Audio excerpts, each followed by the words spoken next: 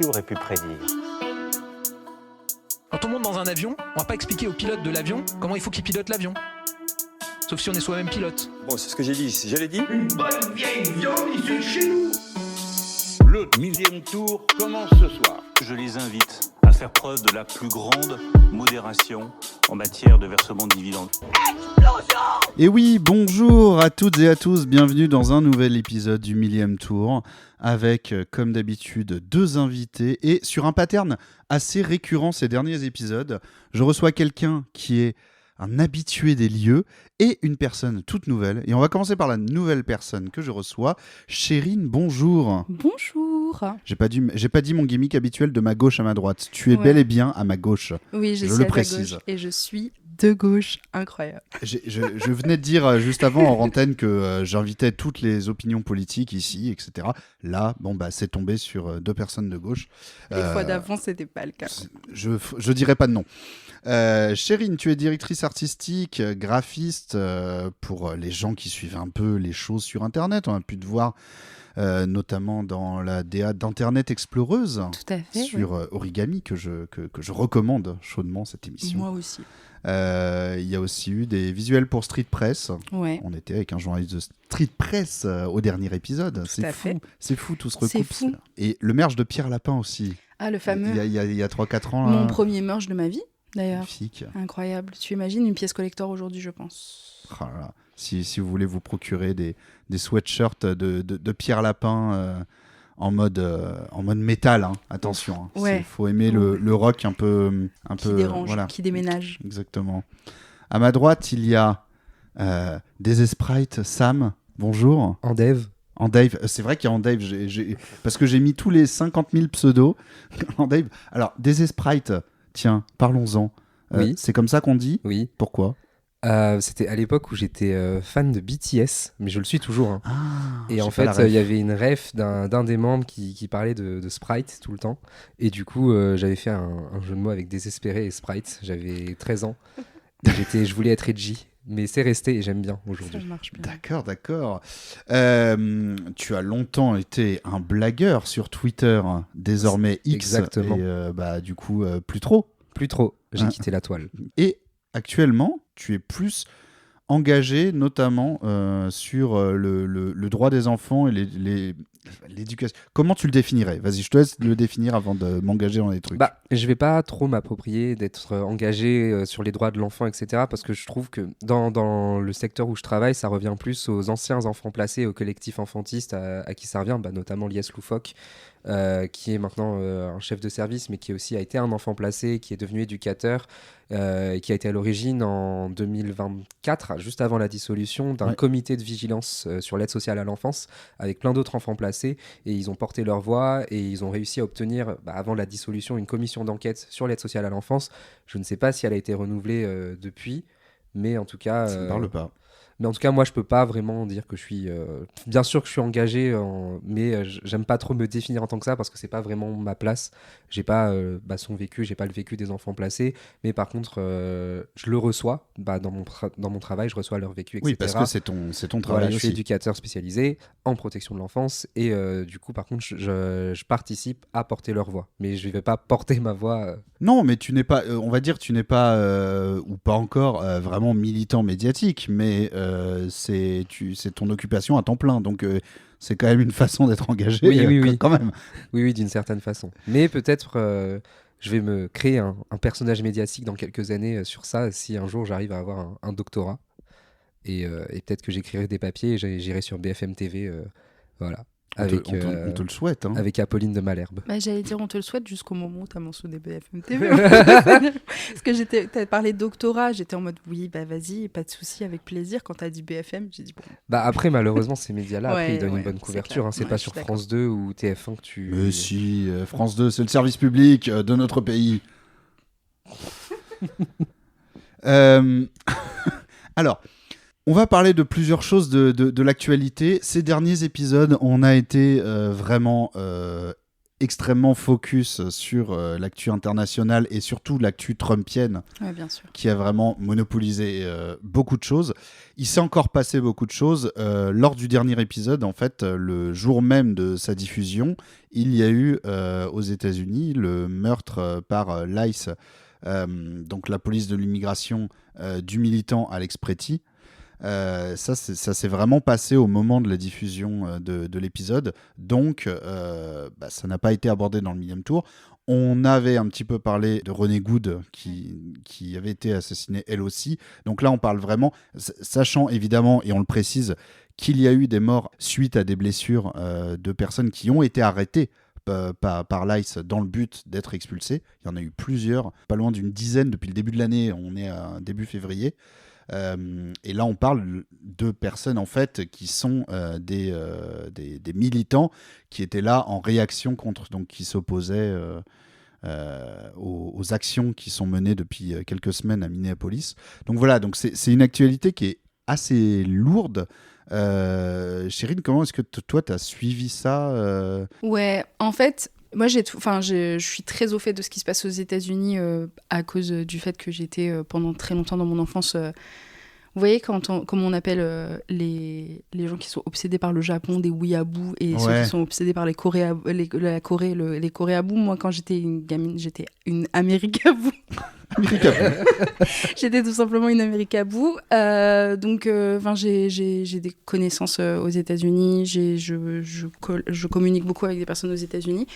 Et puis, c'est aussi un pays qui est très facile d'accès sur les réseaux sociaux. Hein. On n'est pas sur un pays... voilà.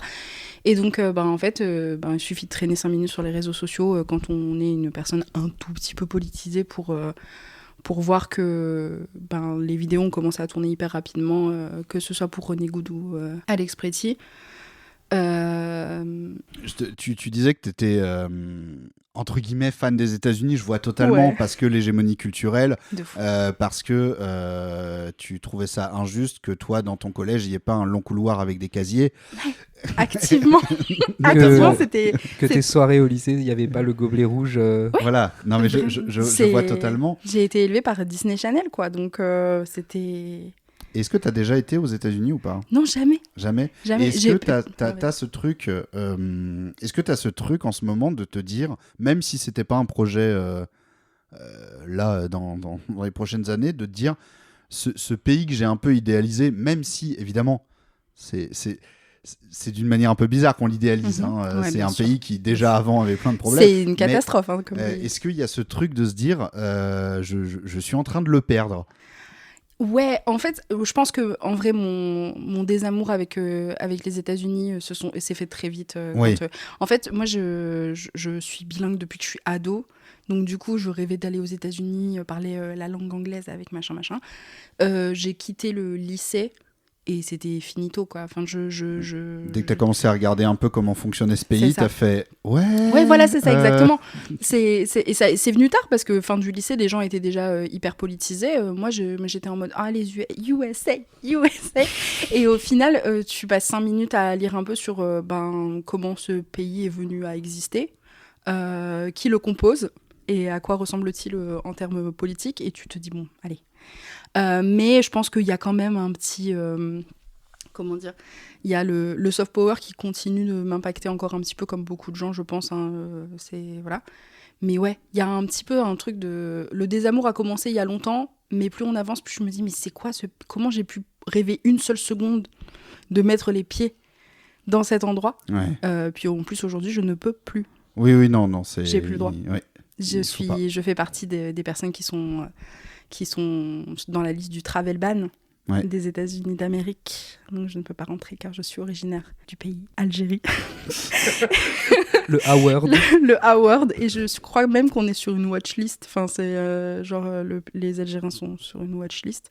Donc même si je voulais très très fort, ce qui n'est pas le cas. Au point que ces décrets qu'a mis en place Trump, qu'il avait déjà fait dans son premier mandat et qu'il a refait, on appelle ça même communément le Muslim ban. Oui, c'est ça, c'est le Muslim ban, exactement. Voilà. Donc tous les pays avec un semblant d'islam dans la composition du gouvernement.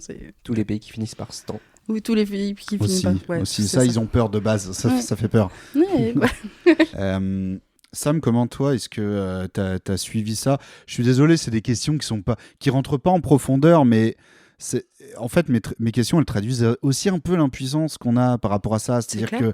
qu'on est vraiment un peu spectateur, un peu BA de ce qui se passe là-bas. On voit aussi le miroir de ce qui peut se passer ici et qui est moins médiatique.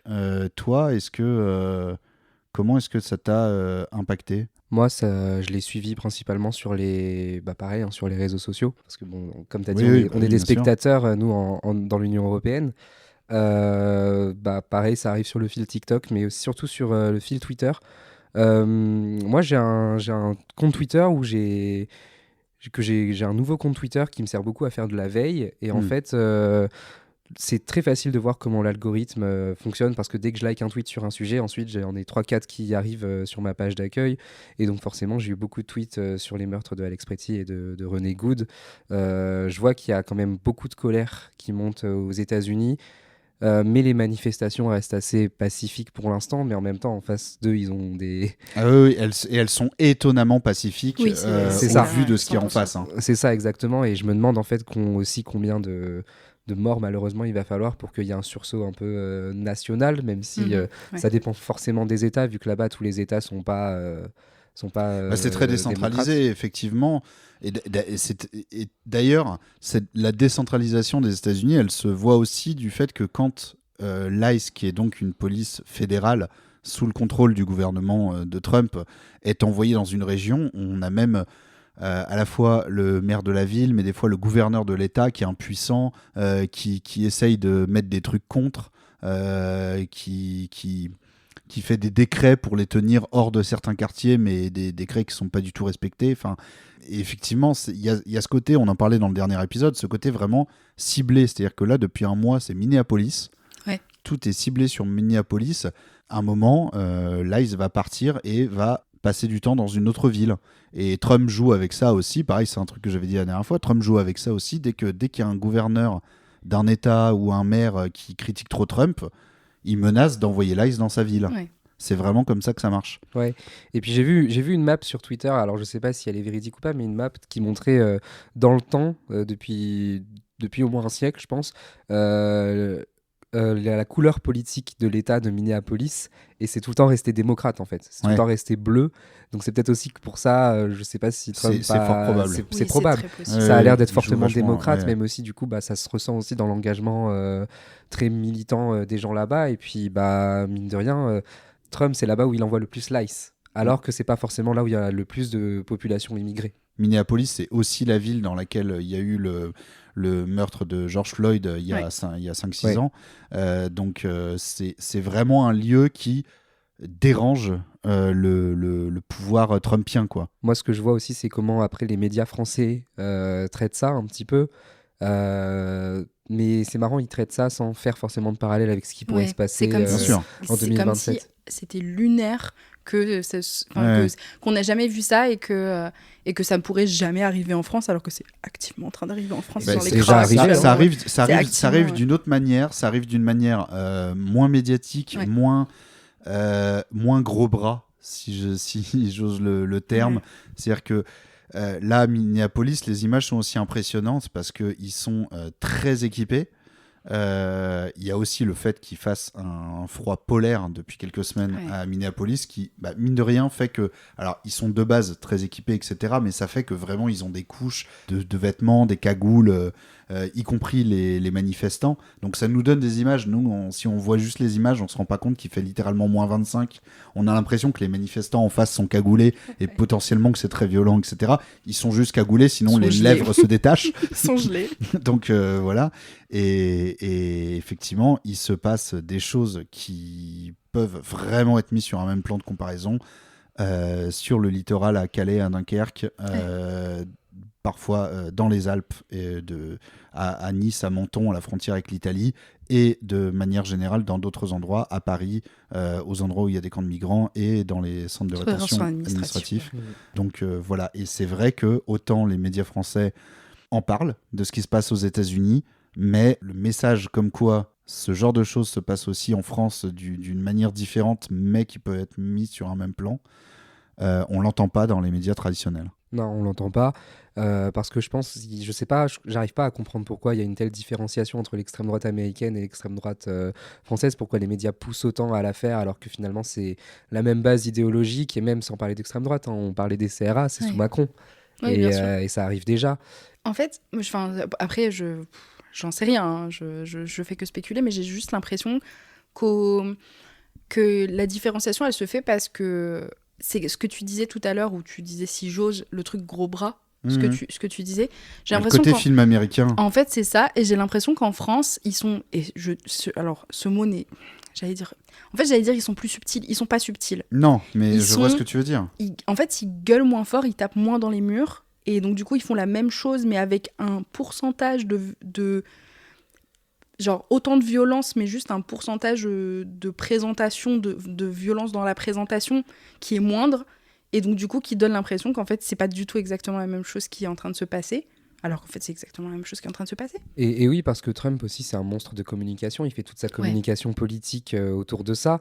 Moi, je pense à toutes les vidéos qui ont été postées par la Maison-Blanche, etc., sur le thème de Pokémon, sur des chansons de Sabrina Carpenter. Oui, le côté grotesque de la chose fait que on se compare pas, parce qu'on dit, nous, on n'est pas grotesque. On n'utilise pas Twitter pour faire des règlements de compte avec des chansons de... Je sais pas, j'allais dire Vianney derrière, mais... mais c'est vrai que c'est marrant que l'extrême droite française, elle est pas dans l'outrance, et elle est dans la subtilité, mais finalement c'est quelque chose qui marche. On voit deux modes en fait vraiment comment dire, d'arriver au pouvoir qui sont très différents pour une même idéologie. On voit du côté, mais même du coup on voit aux États-Unis, mais il y avait aussi un petit peu ce truc au Brésil avec Bolsonaro il y a quelques années, de vraiment être dans l'outrance, sortir des propos outranciers, racistes, homophobes, tout ce qu'il faut, faire des actions fortes aussi, et ça marche. Les gens votent pour. Bon, maintenant aux États-Unis, les gens, même chez les républicains, se rendre compte qu'il y a vraiment quelque chose qui va pas et que le pays est en train de tourner à la catastrophe. Mais chez nous, c'est beaucoup plus maquillé, mais ça marche aussi. Les gens vont quand même voter pour. Bah oui, c'est ça. C'est l'éléphant et le serpent, quoi. C'est juste, ça vient... les États-Unis débarquent en écrasant tout sur leur chemin, et nous, c'est plus en soum-soum. Enfin, c'est en soum-soum pour pas grand monde, mais... Nous, c'est vrai que y a Trump qui arrive vraiment en faisant des méga caisses au point que c'est inimaginable. En France, nous, là, on discutait un peu avant l'émission de Sarah Knafo à Paris. Donc Sarah Knafo, c'est le binôme d'Éric Zemmour depuis 5-6 ans. C'est elle qui a l'initiative du fait qu'elle se présente, du fait que Zemmour se présente aux élections de 2022, puisque maintenant, ça y est, on a intégré que Zemmour était un politique d'extrême droite, mais il y a encore pas si longtemps, c'était un journaliste... un chroniqueur sur... oui, un chroniqueur polémiste, raciste, etc., mais qui faisait juste des trucs à la radio, etc. Et Sarah Knafo, donc, qui est candidate à la mairie de Paris depuis un petit mois maintenant, a mis en place une communication visuelle. Ah oui. Et dans sa démarche assez surprenante, à savoir quelque chose de très positif, très coloré. Voilà, elle parle d'une ville heureuse. Elle reprend la direction artistique de Zoran Mamdani. de Zoran Mamdani pour New York. Ce qui évidemment est grotesque et ce qui fait rire au début les gens qui connaissent. Voilà, mais je veux dire, elle l'avait prévu ça. Ouais. Que les gauchistes conscients se foutraient de sa gueule pendant 24 heures. Mais une fois que c'est passé, elle peut continuer à faire ça comme là-dessus. Ouais. Et elle est là-dessus dans une campagne où, justement, Éric Zemmour, qui a fait sa campagne présidentielle de 2022 vraiment dans l'outrance, là est beaucoup en retrait, laisse Sarah Knafo, qui est une jeune femme, puisqu'elle a 32 ans. Ah oui. Oui, elle est plus jeune que ce que je pensais. Elle est vraiment jeune. Et voilà. Elle présente bien, etc.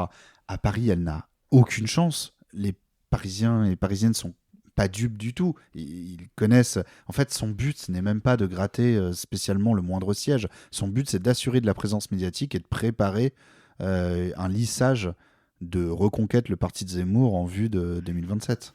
Ouais, c'est même... Enfin, on parlait d'identité visuelle. Bon, ça, c'est parce que c'est mon métier aussi, c'est des formations professionnelles, mais...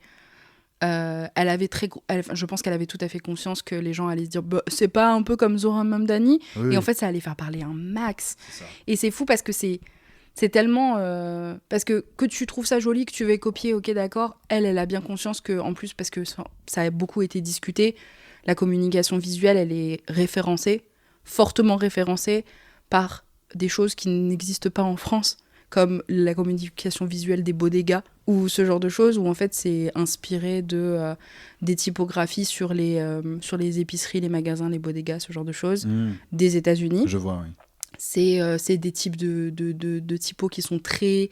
et de couleurs qui sont très inspirées de la diaspora d'Asie, donc du coup sud-asiatique. Et donc du coup, en fait, ça n'a pas de cohérence pour la ville de Paris, Non. même si il y a une diaspora Et sud-asiatique. encore moins pour une candidate d'extrême droite, quoi. Surtout pas pour une candidate d'extrême droite qui voudrait probablement faire partir toutes les personnes sud-asiatiques. Donc, en fait, ça n'a aucun sens. Et je pense qu'ils n'ont même pas réfléchi à si ça avait du sens, parce qu'ils savaient que ça allait juste faire parler beaucoup, quoi. Et puisqu'on parle de Sarah Knafo, je vais commencer tout de suite avec une devinette. Oh là là.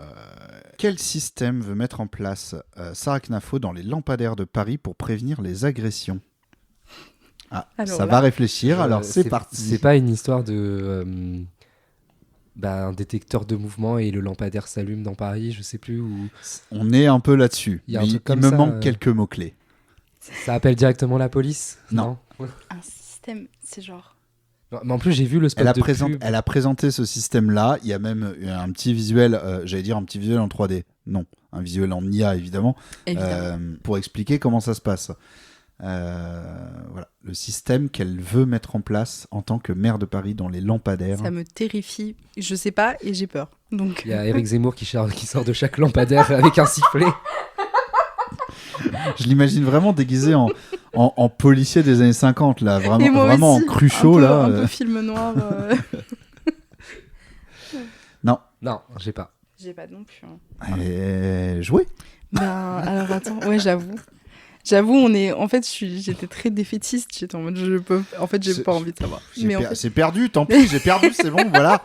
Voilà, 0 point. En fait, je veux pas jouer. Si je viens sais de pas, quitter je le joue studio. pas. Donc En on est. hurlant. J'ai jeté la bonnette par terre et je suis sortie La bonnette rouge. Oui, la précise. bonnette Elle est rouge. ressemble vraiment à la bonnette Mediapart, Ouais, la c'est bonnette ça. de ton micro, juste il n'y a pas écrit Mediapart. Ouais, c'est ça, je vais la jeter. Donc on est sur la bonne voie avec un détecteur de mouvement. Vous êtes sur la bonne voie, mais j'ai besoin de mots-clés sur la façon dont ça fonctionne.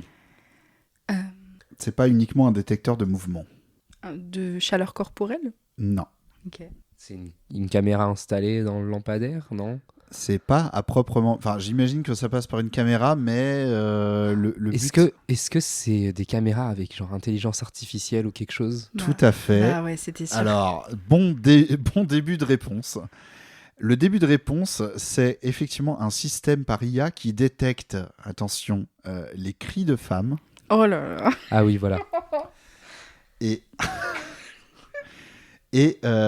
qu'est-ce que ça active derrière le fait que ça ait détecté une agression? L'IA du lampadaire a détecté une agression à côté. Bah déjà, il y a de la lumière, si le lampadaire est éteint. Le lampadaire, effectivement, fait de la lumière. C'est vraiment le principe. Oui, mais... Fous ta gueule. mais si c'est dans une Non, mais ruelle effectivement, où il y a c'est un truc éteint, sur je la crois, il y a un lumière. truc... Il y a un truc sur la lumière. Effectivement, l'idée, c'est que ça déclenche un projecteur Ok. sur l'agression. Avec une vidéo.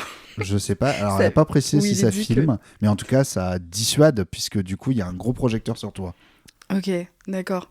C'est beau, c'est des solutions qui sont pas, comment dire, qui sont. Est-ce que toi, Chérine, en tant que féministe, ça fait partie de vos revendications? Oui, bah en fait moi j'ai besoin déjà qu'on utilise l'intelligence artificielle pour tout le temps. C'est très important pour moi en tant que féministe que l'intelligence artificielle soit utilisée pour chaque aspect de ma vie. Grok dans les Bien sûr, lampadaires. oui. Bah oui, parce que oui. Alors, comme ça, en fait, moi je trouve que c'est bien parce que comme ça lui permet de foutre à poil les meufs sur Twitter et aussi de Dans les la rue. protéger dans la et de les protéger dans la rue Voilà. pour ensuite, si elle dit qu'elles n'ont pas besoin de Grok, que Grok les fout à poil aussi. J'imagine, je sais pas moi. Non, mais est-ce que c'est une voix IA qui va se mettre à parler? En fait, moi, c'est Non, ce il y a que pas de- j'imaginais. En fait, c'est juste ça, le truc qu'elle propose. Donc, on voit la petite animation dans son spot pour expliquer son projet. C'est vraiment... Voilà, ça détecterait les cris. Voilà, les cris. Mais Ok. en plus, ça va se déclencher à chaque fois que des copines rigolent entre elles. Parce qu'on. Non, mais parce- en fait, ça sert à rien. Ça sert à rien de commencer à se dire, mais enfin, Sarah Knafo, attention, il y a peut-être des trucs, c'est con de A à Z. Donc, évidemment. J'avoue, j'essaie de mettre des trous dans un truc qui a déjà des trous, donc en fait, ça n'a pas de. C'est- non. c'est lunaire Ça comme, fait partie de ces belles propositions comme recouvrir les voies sur berge pour refaire une circulation automobile au-dessus. Non, pour faire.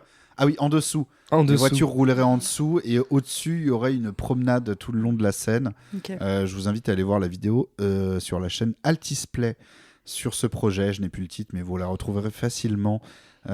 Qui montre à quel point ça n'a aucun sens. C'est- Et aussi, elle l'a chiffré, on va dire, en termes de budget. Et le chiffre, pareil, n'a aucun sens. Il est complètement C'est. sous-évalué. Mais c'est ce que je disais, en fait. Le but est de Ouais. Pas faire- vraiment de le faire, juste de faire d'avoir une parler. présence quoi. Mais bien médiatique. sûr. Elle va, d'ici là, les élections municipales, c'est dans mois et demi. un mois et demi à peu près. Elle va, tous les 3-4 jours, lancer un truc comme ça, chaque semaine. Elle va lancer un truc comme ça qui va faire parler. Et même si c'est en parler pour... parce que voilà, les éditorialistes ou les commentateurs qu'on est vont rigoler, etc. Mais malgré tout, ça va infuser dans les gens. Et des personnes même qui habitent pas à Paris vont se dire bah, pourquoi pas.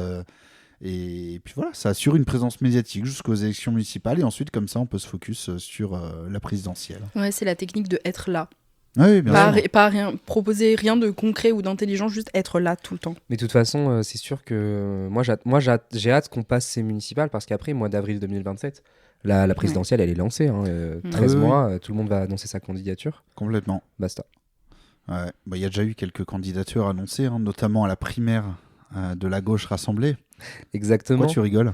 Parce que ce matin, en fait, c'est pour ça que Faut j'en pas ai se moquer, parlé, j'en ai parlé en antenne. C'était c'était un extrait vidéo d'Olivier Faure qui parlait, je crois, d'une potentialité, d'une candidature potentielle de François Hollande. Et tu vois, à côté, t'as Clémentine Autain, Alexis Corbière qui se regardent et tout, parce que bon, ils sont plus à l'AFI, mais ils sont quand même plus à gauche que Olivier Faure, et ils savent qu'une candidature de François Hollande, bah ça. C'est vrai que si François Hollande va dans leur primaire, les anciens LFI, là, ils vont se sentir un peu cons. Ah ouais. Très. Parce que ça veut dire, quand tu signes les règles de la primaire, ça veut dire que si jamais il y a un candidat qui gagne, tu dois le soutenir derrière. Donc après, bon, il y a une jurisprudence Manuel Valls qui fait que tu n'es peut-être pas obligé de respecter. Mais cette fameuse primaire comment ils ont appelé ça, Front Populaire 2027. Donc ça rassemble à la fois le PS, mais qui pour l'instant n'a pas présenté de candidat. Parce qu'en fait, le PS ne sait pas encore trop s'ils vont se mettre dedans. Parce qu'en réalité, au sein du PS, il y a un peu la ligne, on va dans la primaire, il y a un peu la ligne, on s'allie direct avec Glucksmann. Voilà, donc pour l'instant, c'est pour ça que le PS ne sait pas quoi faire, et que le PS n'est pas trop dedans. Donc pour l'instant, les candidats déclarés, je crois que c'est vraiment Marine Tondelier, Clémentine Autain et François Ruffin.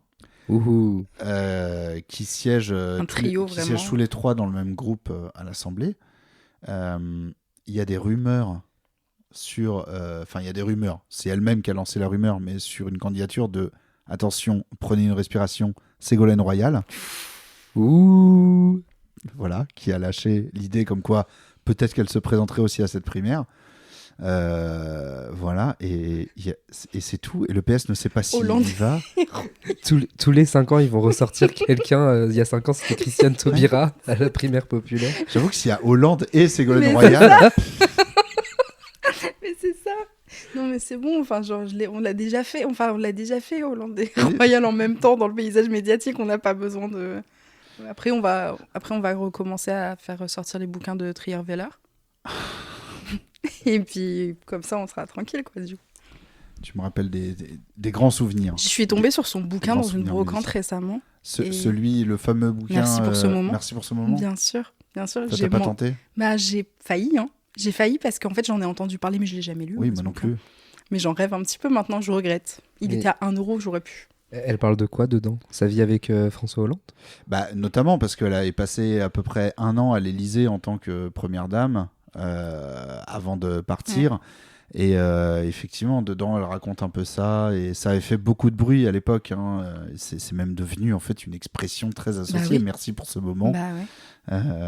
C'était un sacré truc. Hein. Ok, je l'avais Il y pas. avait eu plein de trucs. Il y avait eu l'histoire avec Olivier Falorni à La Rochelle. Ah là là, fallait être sur Je sais Twitter pas. à l'époque. Hein. Tu étais trop jeune. Tu étais un nouveau-né, Sam. Exactement.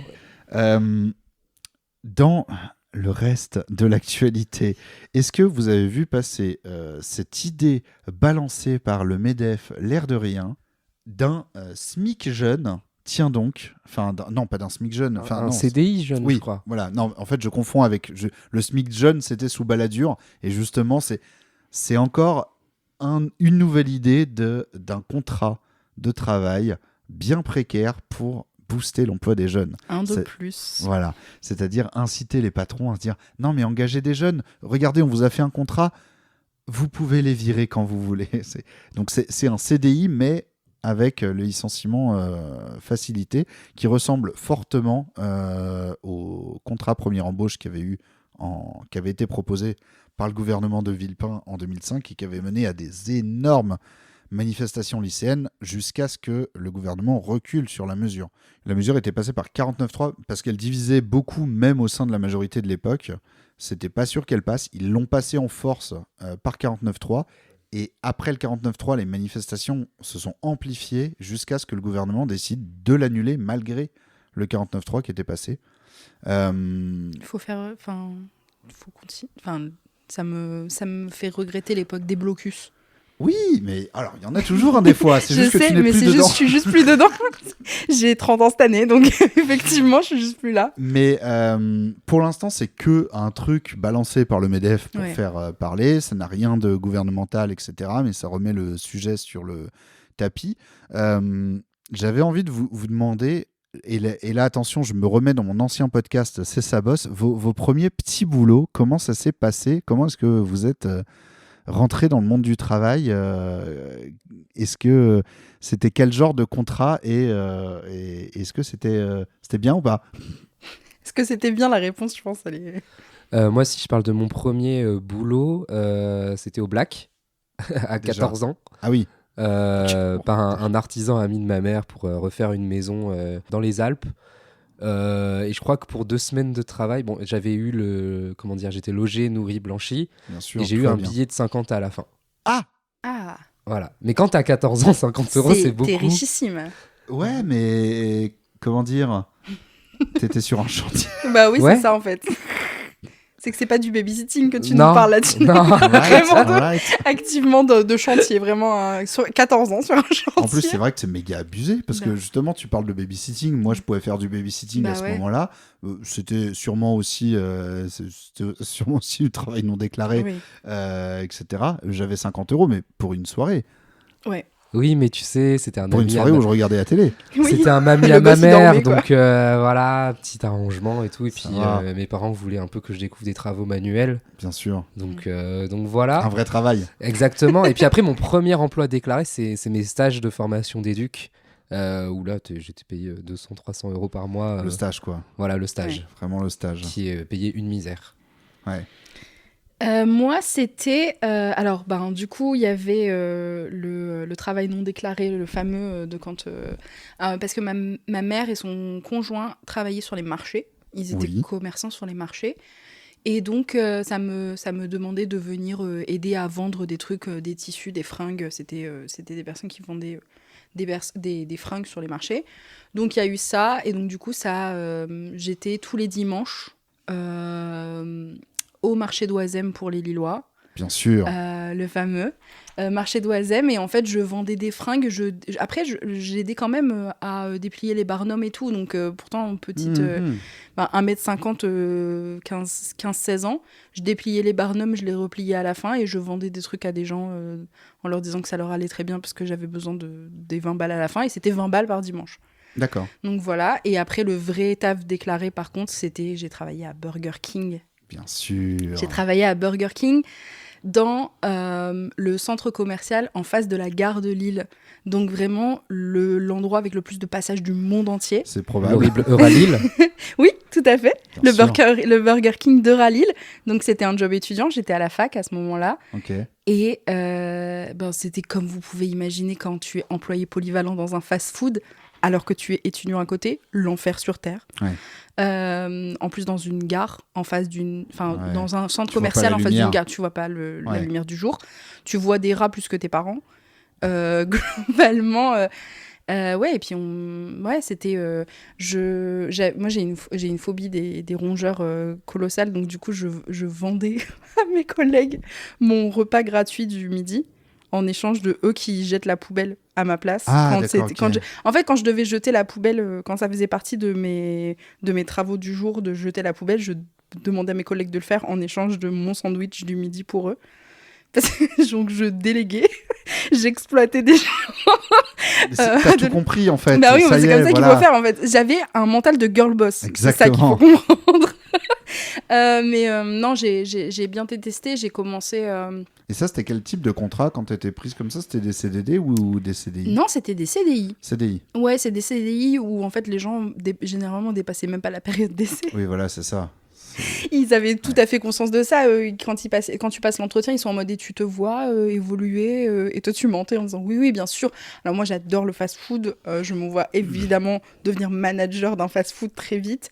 Et en fait, ils savaient très bien qu'au bout de 2 mois... En plus, moi, je sais que le harcèlement moral faisait rage là-bas, le harcèlement sexuel aussi. C'est d'ailleurs ça qui m'a poussée vers la sortie. J'avais besoin d'argent, j'étais étudiante. Mais les managers qui faisaient des blagues graveleuses alors qu'ils avaient 40 piges et que t'en avais 18, bon voilà. Donc non, c'était un CDI, mais c'est un CDI qui dure, je pense, généralement 6 mois au maximum pour les gens. Et c'est tout. Et ouais, mais ça m'a permis d'acheter ma première tablette graphique. Donc... L'un dans l'autre. Mais voilà, finalement, faites-vous exploiter par Burger King. Non. Si vous voulez je rigole. Jamais, ne faites pas ça. Non, mais c'était extrêmement, extrêmement fatigant. Tu fais des fermetures jusqu'à 00h30 et le lendemain, tu dois te retrouver en cours. J'ai bossé dans un fast-food aussi, mais c'était un fast-food vraiment plus petit. C'était pas une grosse chaîne. Donc, il y avait moins ce côté usine. Oui, bien sûr. Mais il y avait quand même les fermetures très tard, les moments où tu fermes le rideau, mais qu'il te reste encore 1h30 parce qu'il faut tout nettoyer. Bah oui, c'est ça. Ce genre de choses était bien claqué. C'était ton premier job ou Non, c'était pas mon premier job. C'était vraiment pas mon premier job. Mon premier job vraiment déclaré, effectivement, puisqu'on en parle, j'ai fait aussi une fois ou deux du marché via des connaissances. C'était le marché de Noël de... Je vendais des gaufres artisanales qui étaient congelées dans des plastiques qu'il fallait sortir avant d'ouvrir le stand. Artisanal. Pour pas que les gens voient que ça sortait du plastique. Et puis on me filait 100 balles quand même à la fin de la journée. Et pas mal. Quand même. Par contre, en un billet. C'était vraiment... T'avais des billets de 100. Vraiment, ouais, ils sont jaunes ou verts. Je sais plus lesquels c'est. Je ne saurais pas te dire. J'en ai jamais vu. Je ne sais pas à quoi ça ressemble. Tu sais qu'un truc de fou, c'est que les billets en euros, en fait, ils sont de plus en plus gros. Oui. Le 5 euros est plus petit que le 20 euros et les 50, à la limite, c'est le max en général qu'on a. On voit qu'il est quand même plus gros. Faut s'imaginer j'ai vu un billet de 500. Ah ouais, mais il est très gros. Il est immense et il est violet, je crois. Oui, il est violet, J'écoute assez de rap pour savoir que... Oui, c'est vrai que quand t'as dit billets de 100 tout à l'heure, j'étais en mode, et pour quelques billets de 100, ça part en giclée de 100 d'ailleurs, donc... Mais non, on me filait vraiment un billet de 100 à la fin de la journée. Donc les billets, donc j'ai dit, les billets verts et assez vert, gros, que tu dois aller ensuite casser dans une boulangerie où on te regarde mal. Que faites-vous de vos journées, Julien Pagnac? J'ai fait du babysitting. Le fast-food, c'était plus tard. J'étais un peu plus âgé et c'était vraiment à une période où en fait je ne faisais rien. Je n'avais pas d'activité. J'avais arrêté la fac et je traînais tout le temps chez un pote à Paris et on allait tout le temps bouffer dans la friterie belge d'Eclair qu'il y avait à Paris. Et en fait, on avait tellement tout le temps bouffé dedans que je me suis dit, vas-y, je postule. Ça m'a fait ça. Enfin, j'ai souvent fait ça. Genre, je passais tellement de temps dans un endroit. Quand j'étais à la fac, il y avait un café international dans lequel j'aimais beaucoup traîner avec mes potes. Et en fait, à un moment, j'étais en mode, mais je suis déjà tout le temps là-bas. Oui. Autant qu'on me paye pour y être. Bah, c'était un peu ça. Donc j'ai fait une période d'essai là-bas que j'ai terminé en bon terme à la fin en disant bon, je vais pas m'engager plus loin, c'est sympa, voilà, j'ai fait 2 mois là-bas, j'ai énormément bouffé, vraiment une quantité démesurée. Je faisais souvent les fermetures et j'étais seul. Quoi d'autre? Donc je rentrais chez mon pote avec le sac rempli de choses. Je le dis maintenant, hein, il y a prescription, mais j'ai rempli le sac de canettes, de frites et de poulicrocs et de mexicano. C'était le premier Too Good To Go. Ah oui, bah c'était très très good et j'ai Too Go. c'est Too Good To Go mais avec TOUT. Hein. Moi, en vrai, j'étais pas mal de gauche quand je travaillais à Burger King dans ma façon de travailler parce que donc déjà moi c'était l'année où ils ont démarré le truc du burger mystère. Je sais pas si vous voyez ce que c'est. Oui. C'est genre ça coûte pas cher mais c'est tu sais pas lequel tu vas avoir. En fait c'est pas vraiment des invendus en vrai. Enfin en tout cas quand je travaillais là-bas, en gros pour les gens qui connaissent pas le burger mystère, quand tu vas à Burger King, avant c'était 2 €, maintenant c'est 3 €. Pour 3 €, tu as n'importe quel burger de la carte. Au hasard. Et tout le monde pensait qu'en fait c'était des invendus ou ce genre de choses. Non, en tout cas moi pour avoir travaillé derrière la caisse, tu as un bouton burger mystère et l'ordinateur choisit au pif. D'accord, ok. Et donc du coup ça envoie en cuisine et le burger est fait à la seconde, Okay. comme tous les autres que tu puisses commander. Tu peux avoir le plus petit burger comme un très gros burger. Et moi ce que je faisais c'est que quand les personnes avaient... Enfin, genre des personnes sans domicile venaient avec de la monnaie pour acheter des burgers, j'annulais la commande jusqu'à ce que ce soit les plus gros burgers possibles. Ah. Mais par contre, en fait, le truc, c'est que ça clignotait à la cuisine, où en fait, ils arrêtaient pas d'avoir un burger, puis ça supprimait un autre burger, puis ça supprimait un autre burger, puis ça supprimait. Et vraiment, je me suis fait pas mal taper sur les doigts à ce moment-là. Mais c'était mon micro-militantisme. Mais c'est déjà beaucoup, hein, je pense. Franchement, je pense que si j'étais pas partie de mon plein gré, je me serais fait virer parce que je donnais des trucs ils aiment pas gratos ça. Mais moi aussi, je le faisais justement quand je faisais les fermetures. Ouais. Effectivement, j'avais des personnes qui savaient que c'était moi qui faisais la fermeture certains jours et qui du coup passaient. Hein. Ouais. Bien sûr. Mais en tout cas, voilà, pour cette histoire de CDI jeune avec toute la précarité dedans, bien évidemment que si ça devient une proposition gouvernementale, eh ben, on va faire des manifs et on espère que les jeunes fassent des blocages, etc. Parce que on le voit là, quand on raconte nos histoires, c'est déjà une galère, c'est déjà hyper précaire de commencer. Quand tu n'as pas la carrière toute tracée de par ton background familial. Prédisposition familiale, disons. C'est déjà une galère. Ouais. Les contrats actuels et existants sont déjà de toute façon détournés. On parlait de travail au black, on parle de période d'essai, de choses comme ça. Les CDI à Burger King, comme tu dis, ils savent très bien que les gens, ils vont pas rester de manière indéterminée, comme le contrat le dit. C'est-à-dire qu'il y a la période d'essai, ils s'arrangent pour que ça se finisse à la période d'essai. Donc eux, sur le papier, ça donne l'impression que c'est une super entreprise qui signe des CDI tout le temps et qui ne recourt pas aux contrats précaires. Dans la réalité, un CDI que tu romps à la fin de la période d'essai en disant « Ah, ça va pas trop le faire, hein, ça matche pas trop », c'est un contrat précaire en soi et ils jouent beaucoup 100%. Avec ça. Les renouvellements de période d'essai, les CDD à répétition, ça c'est même plus tard dans la vie, etc. Donc voilà. Il faut se battre pour des contrats de travail et du code du travail respecté. Dis bien. Voilà. Moi, toutes mes études, je les ai faites en alternance. J'ai travaillé toutes mes études de graphisme, parce que j'ai fait des études avant le graphisme, j'étais en alternance. Et ta rémunération en fonction de ton âge, je trouve ça déjà absolument lunaire. C'est quoi ça exactement ? En fait, la grille de rémunération de l'alternance, c'est en fonction de l'âge que tu as. Ah. Donc en fait, plus t'es jeune, moins t'es bien payé. En fait, le truc, c'est que... En plus, ça pourrait être valorisé, tu vois, le fait... C'est ça. Et en fait, tout le monde y perd parce que moi, je sais que c'était une réorientation, mes études de graphisme. Et donc, j'étais plus âgée que mes camarades de classe. Du coup, je galérais à trouver des contrats parce qu'ils devraient me payer plus cher. Ouais. Ça. Mes camarades de classe, ils ont 19 ans et moi, j'en ai 25. Okay, évidemment qu'ils vont pas me prendre moi. Qu'en fait, tu loupes le coche, t'es foutu. C'est ça. Si tu décales un tout petit peu, tu galères à trouver. Alors, il suffit que t'aies un nom arabe. Et là, let's go. Allez, laisse tomber. Alors Ouais. que ce qui est bien avec la gratification des stages, c'est qu'ils regardent pas ton âge, ton Oui. nom, machin. Tout le monde est payé comme Tout de le la monde est merde. tout le monde est mal payé. Et je me rappelle sur les groupes de promo, tu passais le nouvel an et il y avait quelqu'un qui envoyait un message sur le groupe de la formation d'éduc. Ouais les gars, la rémunération horaire des stages, elle vient d'augmenter de 15 centimes. Ouais. Bravo.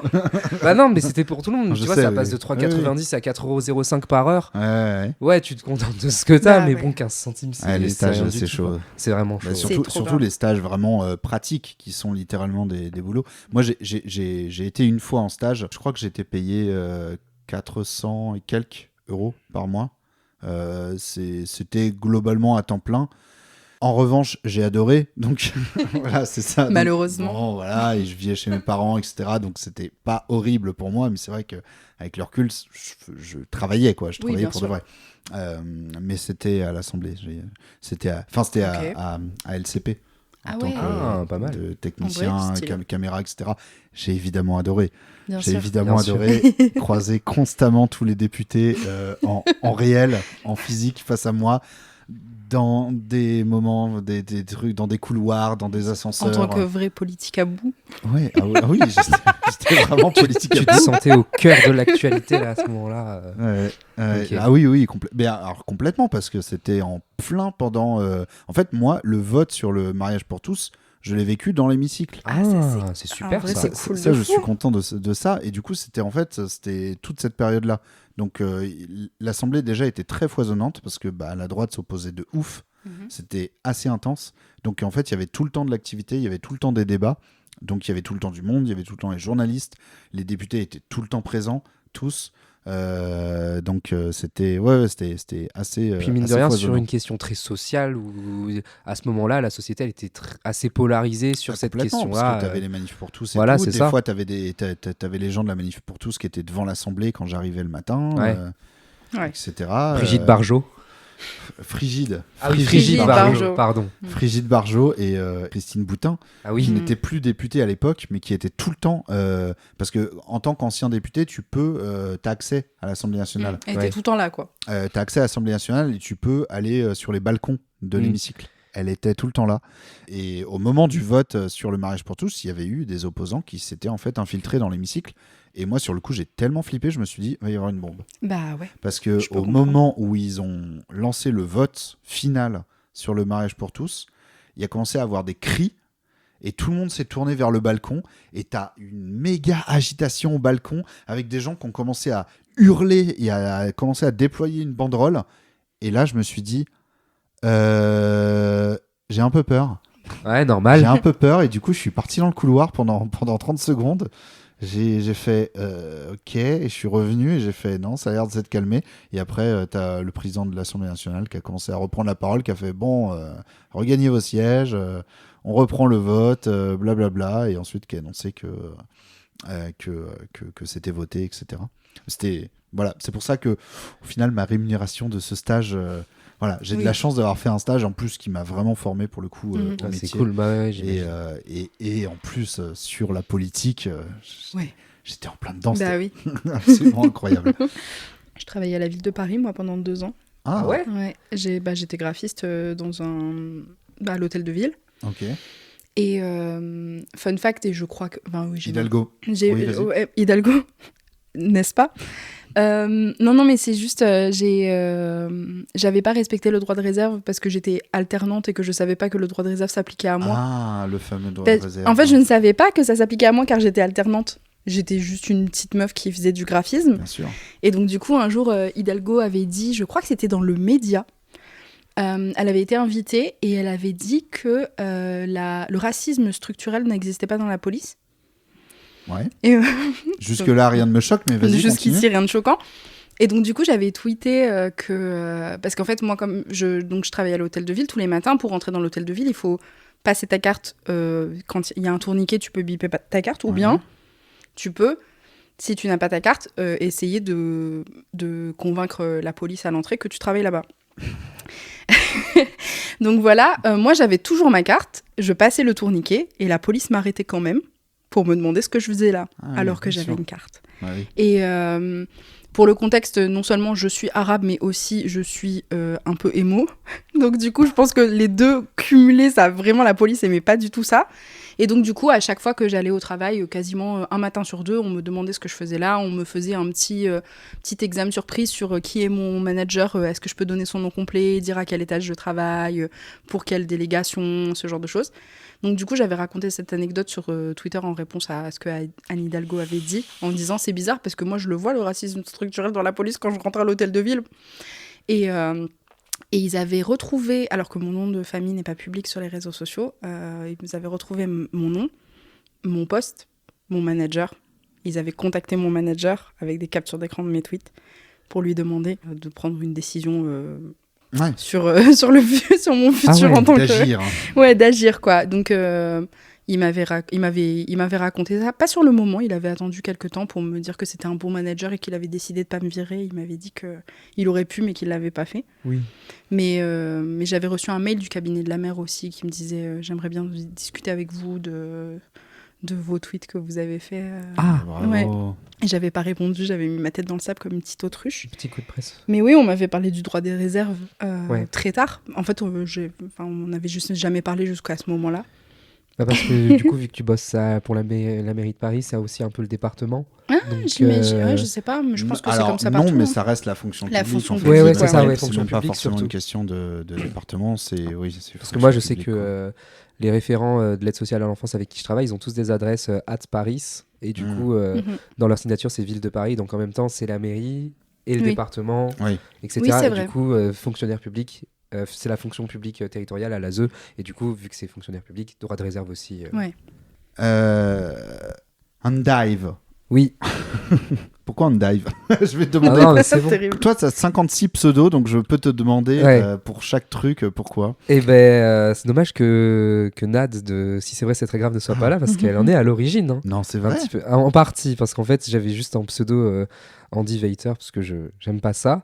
Et à l'époque des Space Twitter, on les faisait avec Nad. Il y avait aussi Karif. Ouais. Ok, oui. Et, On pense à elle. et notre ami Colchonito qui n'est jamais.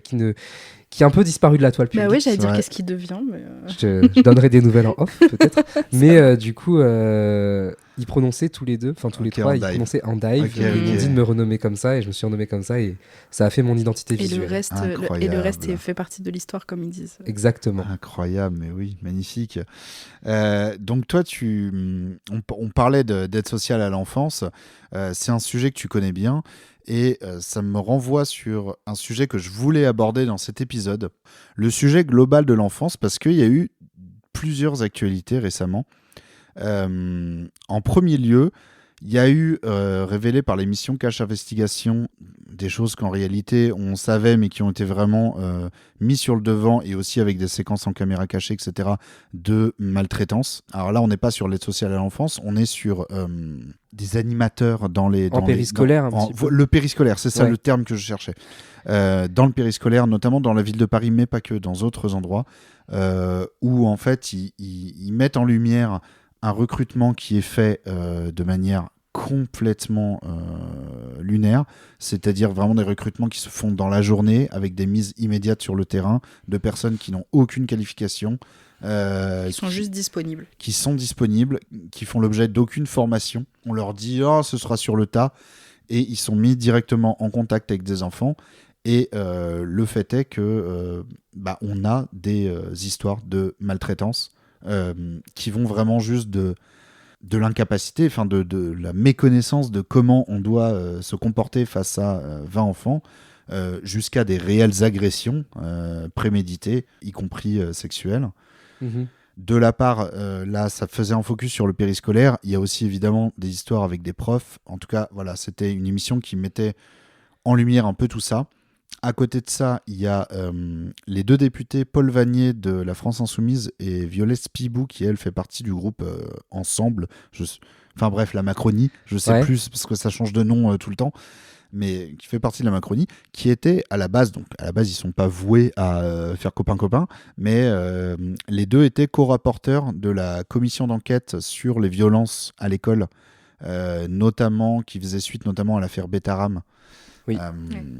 Et de ce qui avait trait à Bayrou, etc. C'est lors de cette commission d'enquête que Bayrou a été auditionné pendant plusieurs heures, et ça avait fait grand bruit parce que au sein de cette commission d'enquête, il a notamment dit des mensonges, fait des approximations et un peu un show un peu ridicule. De cette commission d'enquête, il y a eu un rapport qui est sorti, et en fait, les deux co-rapporteurs qui se sont vraiment passionnés pour ce sujet-là n'ont pas voulu en rester là, parce que quand tu fais un rapport, une commission d'enquête, tu en sors un rapport et c'est tout. C'est-à-dire que ça donne des préconisations, etc., mais ça ne fait pas... Déjà, ça fait pas des condamnations ou des trucs comme ça. Il y a plein de gens qui croient que c'est des tribunaux, les commissions d'enquête, c'est pas le cas. Voilà, ça dit juste, voilà, nous on a constaté ça, on estime qu'il faudrait potentiellement changer ça, etc. Ensuite, voilà. Eux, vous voulez pas en rester là. Donc les deux sont en train de finaliser une proposition de loi commune. Donc c'est pas commun, une proposition de loi commune Macronie/LFI, même si Violette Spilibou, notamment à cause de ça, elle est un peu en froid avec le reste de la Macronie, mais pour justement les droits des enfants en France. Alors, on n'a pas la proposition de loi en entier parce qu'elle n'a pas encore été déposée. Ils l'ont présentée dans une conférence de presse dans les grandes lignes. On a l'article 1er qui acte la reconnaissance solennelle par la nation des violences physiques, psychologiques et sexuelles subies par des enfants dans le cadre scolaire et périscolaire, ainsi que des manquements graves des autorités publiques qui ont permis leur perpétuation. Donc là, c'était une citation de la communication qu'ils ont faite. Donc là, on a quelque chose d'assez symbolique, mais qui, malgré tout, fait qu'on inscrit un peu dans la loi cette reconnaissance-là. Et donc, a priori, le fait qu'il faut que ça change. Moi, je suis étonné qu'elle n'était pas avant dans la loi. Ouais, en fait. je trouve ça... Alors, il y a quelque chose qui n'était pas dans la loi et qui donc fait partie de cette proposition de loi, pour que ce soit inscrit dans la loi, et qui est encore plus surprenant, selon moi, c'est l'interdiction des châtiments corporels. Et quand j'ai lu ça, j'ai trouvé ça hallucinant. Ouais. Dans le code de l'éducation. Ça ne figure pas dans le code de l'éducation, l'interdiction des traitements corporels. Des châtiments corporels, pardon. Châtiments corporels type fessées, gifles, exactement. Violence physique. Et humiliation aussi, je crois. Oui, voilà, traitement humiliant. C'est quelque chose qui ne figurait pas dans le code de l'éducation. Ouais. C'est quelque chose qui, on va dire, dans la pratique, est considéré comme plus tolérable aujourd'hui, mais c'est quelque chose qui ne figurait pas dans la loi. Et donc, le fait de l'inscrire dans la loi aussi permettrait justement, pour les fois où ça arrive, de faire plus facilement des démarches judiciaires liées à ça. C'est très intéressant. Et voilà, toi, qu'est-ce que ça t'inspire ? Est-ce que, Sam, tu as des choses à dire sur le... Toi, tu es plus focus sur l'aide sociale à l'enfance. Déjà, est-ce que tu peux nous expliquer un peu qu'est-ce que c'est l'ASE, l'aide sociale à l'enfance ? Comment ça se passe et quels sont les liens avec l'école quand il y en a ? Il y en a forcément parce que jusqu'à 16 ans, la scolarité elle est obligatoire pour tous les mineurs. L'aide sociale à l'enfance, c'est géré aujourd'hui par les départements. Il me semble qu'autrefois, c'était l'État qui s'occupait, à l'époque ça s'appelait la DAS encore. Et, d'accord, ça tu vois, je n'avais pas capté que c'était il me semble que la DAS, c'est l'ASE d'accord, maintenant. ok. Et en fait, l'ASE... quand il va y avoir par exemple une situation de maltraitance, que ce soit à la maison ou à l'école, et que n'importe qui va le remarquer, la personne peut faire une IP. Une IP, c'est une information préoccupante en appelant le 119 et en donnant nom, etc., nom, prénom de l'enfant, de la famille, etc. Ça peut être pour des faits de violence physique, mais aussi pour de la négligence, aussi un jeune qui ne vient plus du tout en cours. On est en droit de déclencher une IP et même on a le devoir quand on constate de faire remonter immédiatement à l'aide sociale à l'enfance. Et après l'aide sociale à l'enfance, au vu de la gravité de la situation, va mettre en place des premiers dispositifs, va prendre des rendez-vous avec la famille, va mettre en place des premiers dispositifs. Souvent, ça va être de l'accompagnement éducatif en milieu ouvert au début, quand la situation n'est pas trop grave, c'est-à-dire c'est des éducateurs qui font des visites à domicile, qui évaluent aussi, le cadre familial, l'endroit où l'enfant vit, s'il a son propre espace, sa propre quand la situation des parents, s'il y a un emploi, etc. Quand les situations sont graves, par contre, ça peut directement être la police qui vient récupérer l'enfant à domicile et qui en fait l'emmène dans un foyer départemental. Moi, j'ai travaillé à celui de Lyon, par exemple, et je voyais souvent la voiture de police arriver avec des enfants dedans, et ils allaient sur l'unité d'urgence avant d'être placés sur un groupe. Et ensuite, dans ce foyer départemental, quand les enfants passent malheureusement entre guillemets par cette case, parce que c'est des endroits où il y a très peu de moyens aujourd'hui. Moi j'ai pu le constater en retournant au foyer départemental de Lyon la semaine dernière. J'ai pu observer tous les groupes qui étaient en sureffectif et les éducateurs qui justement étaient en sous-effectif par rapport à un nombre d'enfants qui ne fait qu'augmenter. Et la règle du foyer départemental normalement c'est que les enfants sont censés rester 3 mois renouvelable une fois pour 3 mois supplémentaires pour que en fait il y ait un temps d'évaluation de l'enfant sur tous ces aspects, comment ça se passe avec sa famille, avec des éducateurs, avec les autres jeunes, et ensuite il y a une réunion de synthèse, il y a des synthèses qui sont faites, et notamment on oriente l'enfant selon son profil, selon ce qui est le plus approprié. Est-ce qu'il va aller dans une maison d'enfants à caractère social, justement sur un groupe en foyer pour peut-être c'est mieux pour sa stabilité, ou est-ce qu'il va aller par exemple en famille d'accueil? Est-ce qu'on peut aussi peut-être voir pour un retour à domicile sur les premiers mois?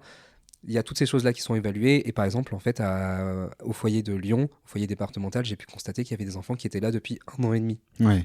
Donc ça va bien au-delà de la durée qui est préconisée, voire autorisée. Et surtout, vu que ça rentre, juste je te coupe là-dessus, Oui. c'est une question que je me pose. Parce que je me doutais, je le voyais venir à des kilomètres, le fait que tu me dises qu'il y en avait qui n'étaient pas là depuis 6 mois. Oui, bien sûr. Voilà. Vu que théoriquement, c'est 3 mois renouvelables une fois, on est d'accord qu'il y a une sorte de texte qui encadre ça. Une fois que ça dépasse largement ça, en fait, il y a plus de cadre, en fait. Non, il n'y a plus de cadre. Donc c'est... Ouais. Après, l'enfant continue d'être suivi, etc. Et il y a quand même une orientation qui est faite à la fin, mais tardivement. Ouais. Mais le problème du foyer départemental, vu que c'est un endroit où ils ne sont pas censés rester, le problème c'est qu'ils s'attachent aussi aux éducateurs, etc., aux autres jeunes, et qu'après, en fait, en les envoyant dans un autre endroit, on crée une nouvelle rupture. C'est ça aussi la difficulté. Le foyer départemental, c'est censé être qu'un lieu de passage pour ensuite mieux les pérenniser justement en endroit où ce sera plus approprié pour eux. Ok. Et pour revenir un petit peu sur ce que tu disais en lien avec l'éducation et le périscolaire, c'est super intéressant parce que moi, la semaine dernière, j'ai eu 2 jours de formation sur les violences. Enfin, pas les violences exactement, sur les sanctions. Sur l'autorité et la sanction, mais en fait on a beaucoup abordé le thème des violences, qu'est-ce qui est autorisé, qu'est-ce qui n'est pas autorisé, et bon, forcément on l'a pas abordé, mais pour nous c'est évident qu'aujourd'hui les châtiments corporels et l'humiliation c'est niet, c'est interdit, c'est très grave. On a pu le voir aussi, ça faisait partie des humiliations et ça a fait un tollé, mais l'enfant qui s'est fait raser par ses éducateurs dans un foyer de l'aide sociale à l'enfance il y a à peine 2 mois, ça a choqué beaucoup de monde, et ensuite il y a eu des actions qui ont été faites. Moi j'ai entendu dire qu'il y avait l'inspection départementale qui était passée dans ce foyer. Il y avait aussi eu une députée, Isabelle Santiago, qui est du Parti Socialiste, qui est à l'origine d'un rapport sur la protection de l'enfance, qui est passé rencontrer la direction, etc., constater aussi si les faits qui étaient reprochés, il y en avait, comment dire, c'était aussi généralisé dans le foyer, etc.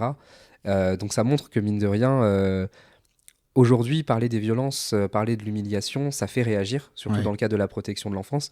Le truc après, c'est que les médias s'en servent beaucoup pour faire un peu des gros titres, mais que derrière, il n'y a pas vraiment de suivi de la situation, et il n'y a pas vraiment non plus d'actions ou autres qui sont engagées pour éviter que ces violences soient reproduites. C'est-à-dire qu'il n'y a pas forcément de formation supplémentaire pour les professionnels sur les violences, sur les sanctions, etc. Moi, j'ai de la chance, il y en a eu, mais il n'y a pas non plus... comment ça s'appelle ? Il n'y a pas non plus de moyens qui sont mis. C'est ça, en fait, tout passe par là. C'est-à-dire que tu peux faire des grands discours, tu peux le mettre sur la scène médiatique, etc. Si après, parce que tout ça, on a entendu, et ça nous a tous saoulés ces derniers mois, d'entendre là depuis l'automne parler du budget, le cornu, le 49.3, les amendements, etc. Mais c'est le cœur du truc, parce que toutes ces structures, elles sont dépendantes du budget. Complètement. De l'État, parce que c'est parce qu'elles vendent rien, donc oui. ça dépend forcément de l'État, mais plus directement des départements. Oui, et des métropoles. Oui, mais ça fait partie de tout ça, parce que dans le budget de l'État, il y a aussi les dotations qui sont données aux départements. Exactement. Et aux collectivités locales, etc. Et donc, tout ça, c'est un tout. S'il n'y a pas de moyens derrière, s'il n'y a pas de recrutement, s'il n'y a pas de formation, on se retrouve avec les problèmes que toi tu viens de nous décrire, les problèmes qu'on voit dans Cache Investigation, où en fait ils sont tellement sous-effectifs qu'ils se retrouvent à recruter à la volée des gens qui cherchent un petit boulot, qui sont en fait pas du tout formés et qui peuvent arriver avec plein de bonne volonté, mais qui se retrouvent dans un burn-out le plus total, qui les amène à foutre des gifles et à faire n'importe quoi parce qu'ils savent Pas comment gérer. et parce qu'ils se retrouvent tout seuls. On le voit dans l'émission, parce que du coup dans l'émission ils font postuler une de leurs journalistes à un tel poste, et le tout est filmé en caméra cachée. Donc à la fois son entretien d'embauche et ses premiers jours sur le terrain qui interviennent, qui arrivent directement après. Et on voit que Day One, on la laisse seule avec 25 élèves, mais seule Ouais. pour gérer la cantine. Ouais.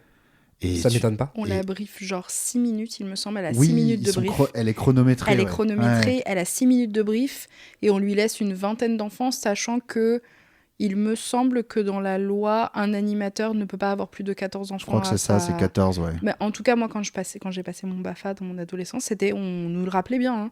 C'était pas plus de 14 par animateur. Et Ouais. là, elle était...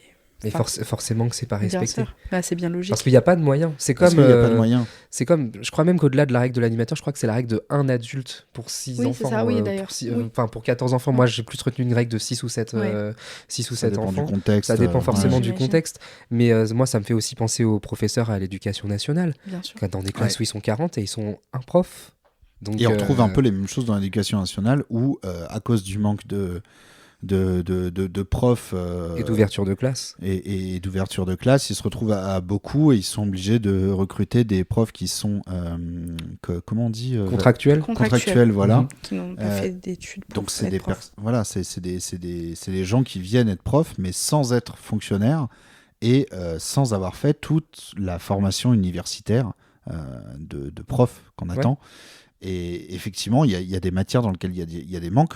On n'arrête pas de me dire que, enfin, moi qui ai eu 4 au bac en maths, etc., il y a tellement un manque de profs de maths que concrètement, là, si je me dis je vais être prof de maths, potentiellement, dans 3 semaines, un mois, je suis face à une classe. Ouais, on m'a Ouais. dit la même chose avec pour être prof d'art plastique ou d'anglais. Ouais.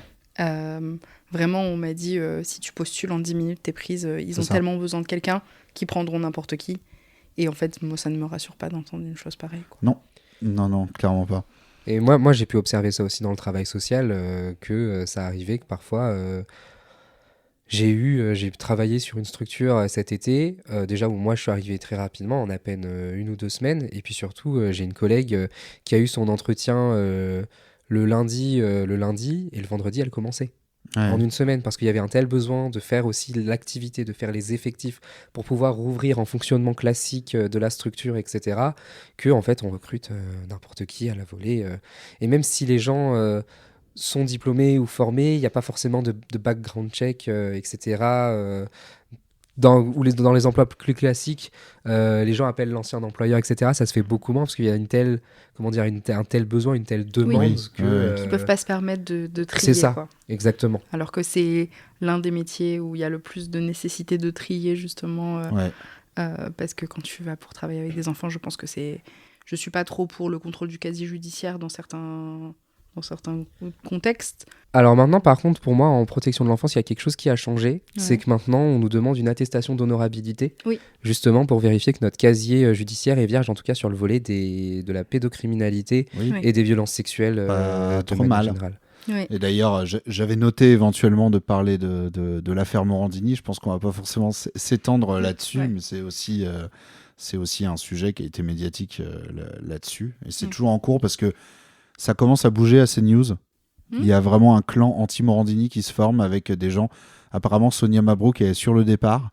Pascal Praud, il est peut-être pas sur le départ, mais il est en train de gueuler. Et comme lui, c'est un peu la figure médiatique de la chaîne, Mhm. il est en train de vraiment de faire du bruit. Donc, je pense que on peut dire force à Pascal Praud, tous C'est- autour de la Alors, table. t'es Non, tout seul, là. T'es vraiment tout seul. Non, mais c'est dommage si elle part, Sonia Mabrouk, elle pourra plus poser ces questions débiles là en début d'interview. Trop dommage. Ouais, Comment pour elle faire- est Oui, oui. Comment elle est quoi, Madame Mabrouk Oui, Comment oui. elle est votre situation politique actuellement, Monsieur Bayrou? Elle fait ça le cabache discount. Mais oui, pour revenir à ce que tu disais sur le contrôle de l'honorabilité, ils ont dit, en tout cas, dans la proposition de loi dont on parlait Ouais. tout à l'heure, qu'ils voulaient la renforcer. Ils n'ont pas spécifié comment. Ouais. Enfin, si, je crois. Alors, attends. Et tout ça, ça va être précis. Alors, il faudrait réécouter. Vous pouvez retrouver sur YouTube la conférence de presse commune. C'était il y a 3 jours. 3-4 jours donc de Violette Spibou et Paul Vanier. Elle y est en intégralité sur la chaîne YouTube Paul Vanier. Ok. Voilà. Bien. Ça dure une petite heure. Ils présentent leur proposition de loi. Pour l'instant, elle n'est pas encore déposée. Ok. Donc, d'ailleurs, j'avais pas compris qu'elle était. Je croyais qu'ils venaient de la déposer. J'ai galéré à trouver. Je me suis dit, pourquoi je trouve pas elle n'est pas encore déposée, tout simplement parce que pour l'instant, il n'y a pas encore en fait, dans le calendrier législatif, Oui. c'est un peu. Ça se bouscule un peu. Et en plus, comme c'est une proposition de loi transpartisane, ils savent pas trop s'ils la présentent Bah dans oui. dans Sous tel quelle ou tel. étiquette, Enfin, ouais. bref. Mais en tout cas, ça va se faire. Et une fois qu'elle est déposée, Et il y a- j'en parlerai. Et puis, vous pourrez la retrouver sur le site de l'Assemblée. Il y a aussi un truc intéressant qui était, il me semble, hein, je recheckerai, mais la prolongation du délai de prescription. Oui. Ça, ok. c'est hyper pertinent et hyper Vraiment. intéressant parce qu'en fait, c'est des enfants, quoi. Donc, Le délai de prescription. c'est la folie, déjà, est, juste, il est tellement compliqué dans ces Mhm, affaires-là, effectivement. Les choses mais évidemment qu'un enfant de 6 ans ne porte pas plainte Bah le oui. lendemain, et c'est des choses qui se réveillent souvent 20 ans après, Bah voire ouais, plus. c'est ça, exactement. Et donc, Mais ça- le délai de prescription, on en a reparlé, nous, en formation la semaine dernière. Moi, je pensais que c'était 30 ans après les faits. Ok. En fait, non, c'est 30 ans après la majorité. mais ça dépend pas des faits en question. En tout cas, il me semble que sur les violences sexuelles, c'est 30 ans après la majorité. Donc, c'est jusqu'à 48 ans Ok. pour déposer plainte. Mais c'est vrai que ce serait bien s'il n'y avait pas de délai de prescription. oui, tout c'est court, ça. quoi. Je verrai ça. Même si je trouve que, je crois que c'est sous Macron que ça a été élargi, parce que je crois qu'avant c'était pas 30 ans, mais je crois que c'est quand même quelque chose qui est assez récent, hein, le délai de prescription de 30 ans. Hier, d'ailleurs, il y avait un festival, il me semble, c'est le 160 000 enfants festival. C'était un truc à Saint-Ouen, il me semble, autour de la protection des enfants avec des concerts, des Ok, j'avais expositions pas et du tout tout ça. entendu parler de ça. Mais en plus, c'est en termes de semaine, on est sur Ok. une semaine cache investigation, festival sur la protection des enfants. Et apparemment, d'après une journaliste que je suis, qui s'appelle Clem Gaillot, la mairie de Paris aurait annoncé à ce moment-là, après il faudra checker je pense, donc hier soir ou avant-hier soir, pendant ce festival, que toutes les personnes qui travaillent avec des enfants vont devoir suivre une formation obligatoire avec un contrôle du casier judiciaire, qu'il va avoir un numéro vert qui va être mis en place et un QR code pour dénoncer. D'accord. Donc Ok. à checker. Mais c'était pendant le enfin en tout cas ça a été dit par des représentants de la mairie de Paris pendant le festival 160 000 enfants par l'association du même nom. C'est Et très en bien. tout cas, on rappelle qu'il y a ce numéro qui existe depuis une trentaine d'années, le Ouais. 119. 119. Voilà, juste 119 sur un téléphone. Numéro pour tout ce qui concerne tu en avais parlé, hein, Sam, Les violences ou les négligences. violences, ou- négligences, etc. Si vous avez conscience, si vous voyez des choses chez vos voisins d'en face, enfin Ouais, vraiment, ouais, bien sûr, voilà, quoi, complètement. c'est, il faut pas hésiter. Il y a des sujets dont je voulais parler qu'on va pas aborder parce que on a beaucoup déjà parlé. J'avais dit Morandini, je voulais parler aussi de ce qui se passe en Syrie. J'en ai déjà parlé à l'épisode précédent. Je pense que je vais renforcer ma veille dessus et on essaiera d'en parler dans le prochain épisode. Mais voilà, c'est très inquiétant et intéressant ce qui se passe là-bas. Et Rojava, donc la région kurde de Syrie. Ouais. Qui a besoin de soutien, l'Iran aussi. Mm. On ne Bien parle sûr. même pas, mais il y a, voilà, je vous invite évidemment à aller voir tous les autres médias. Ne vous informez pas uniquement avec le Millième Tour, quand même. Oui, bien sûr. On sait que c'est un peu léger, Oui. léger quand même. Informez-vous avec Grok. Voilà, exactement, sur Oui, voilà. Wikipédia. Si vous devez retenir une seule chose de cet épisode, c'est que Grok peut vous aider. Peut vous Dans la aider. Dans la Voilà. rue, si vous Notamment les criez. lampadaires Grok. J'ai quelques questions pour vous, histoire de terminer en full détente. On part sur un tout autre sujet, puisque je vais vous parler d'une basilique à Rome. Eh oui. La restauration d'une fresque dans la chapelle San Lorenzo in Lucina. Je ne sais pas si je prononce bien. Italien. Je sais pas si je prononce bien. Impeccable. Mais tu es italien, non? J'ai tenté, mais les intonations n'étaient pas forcément au bon endroit. Hein. Giuliani Pagnacchini. C'est ce que j'allais dire. C'est terrible. Merci. On dirait du brain rot. Il a fait le geste de la main, bien sûr. Ouais, c'est ça. On dirait le brain rot italien. TikTok. C'est vraiment une espèce de moi bizarre en bout de bois. Pagnacini. Allez. Bon, donc la restauration d'une fresque dans cette chapelle hein, à Rome fait polémique en Italie, à votre avis. Pourquoi ? C'est la fresque ou la restauration qui pose problème ? Alors, c'est la restauration de la fresque. Ok, d'accord. Et est-ce qu'ils ont peint quelque chose de controversé dessus ? Est-ce qu'il y avait des homosexuels dessus ? Non. Là, ça aurait pu, hein. J'ai fait ASMR Non, homosexuel. Tout va bien. Attention, tu marches est-ce que c'est des figures sur les controversées plates-bandes du tréma, là. Est-ce que c'est des figures controversées qui ont été peintes dessus ? Oui, c'est concrètement une figure controversée, oui. Concrètement, c'est une seule controversée ? C'est pas Mussolini, quand même. S'il te plaît. Non, ce n'est pas Mussolini, mais j'ai hélas envie de dire que tu te rapproches. Mélanie ? Très bonne réponse. Giorgia wow. Meloni dans la... Alors, je ne m'attendais pas à ce que ce soit trouvé si vite. À vrai dire, il y a un ange sur cette fresque. Et en fait, la restauration de la fresque a fait prendre à cet ange... Vous vous souvenez un peu du... D'ailleurs, la restauratrice est morte il n'y a pas longtemps. La restauratrice... L'artiste espagnol qui avait restauré un portrait de Jésus et il avait une tête trop bizarre de grenouille un peu... Ça avait fait beaucoup rire sur Internet il y a une dizaine d'années. Et on en a reparlé récemment parce que la personne en question est décédée. Mais là, c'est un peu pareil. Ils ont refait le visage d'un ange. Le problème, c'est que beaucoup de gens y voient les traits de Giorgia Meloni. Ah. Et l'artiste dit que c'était pas du tout volontaire. Giorgia Meloni dit non, ça me ressemble pas. Je vous montre la photo. Vous pourrez aller chers auditeurs et auditrices, chercher sur Internet. C'est abusé. Oui, un petit peu quand même. J'ai Bah, même un peu l'impression- beaucoup. Ouais. C'est quasiment sourcé comme une photo, quoi. Enfin, Mais on dirait même que c'est une IA. Fais-moi le visage de Giorgia Meloni. Il y a un petit peu de ça, oui. Groc, s'il te plaît. Ah oui, non, ça lui ressemble beaucoup quand même. Ouais, je trouve que ça lui ressemble quand même pas mal. Hein. Giorgia Meloni a dit « Je n'ai rien à voir avec elle ». On avait Je suis remarqué. plus belle qu'elle, en fait. Non, donc, alors figure-toi que c'est presque l'inverse parce qu'elle a que dit. elle a, en parlant de ça, elle a dit je n'ai rien à voir avec elle et je ne ressemble pas à un ange. Ah, eh ben, Voilà. au moins tu sais, ma belle. Au moins tu sais. À votre avis, qu'a fait la ville de Viry-Châtillon pour se promouvoir sur les réseaux sociaux il y a quelques jours? Oh là là. Des vidéos en IA. Non, Des danses TikTok. on est un peu sur cet ordre-là, Oh là là. mais j'ai besoin de précision. Est-ce que c'est un maire qui se représente?